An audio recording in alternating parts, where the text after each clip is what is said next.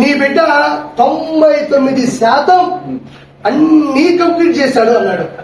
నేను ఈరోజు మాట చెప్తున్నా, 99% అన్నాడు, మిగతాది 1% ఉంది కదా, ఆ 1% ఏమనుకుంటున్నారు? ఏమన్నా సంపూర్ణ మద్యపాన నిషేధం అన్నావు, మరి చేయలేదంటే అదే 1% అంటాడు, అదే 1% అంటాడు. టిక్కు ఇల్లు ఇస్తా అన్నావు, అదే 1% అంటాడు.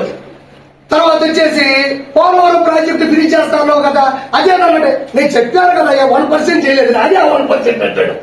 ఏదైతే మేనిఫెస్టో పెట్టి ఏదైతే మెయిన్ గా చేయలేదో అవన్నీ ఆ 1% రోజున చూసారా, ఆ 1% లో దోషేస్తాడు. అయితే ఒరిజినల్ చెప్పాల్సింది ఏంటంటే చేసింది 1%, చెయ్యనిది 99%. బిడ్డ బట్టలు నొక్కితేనే ఎరుగా అన్నాడు.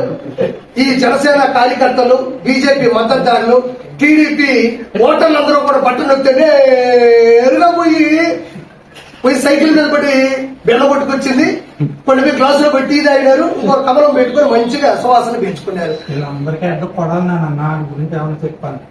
ఈ రోజు కొడాలని అనేవాడు మొత్తం చూడు, మొత్తం ఉన్నాయి, అర్థమైంది.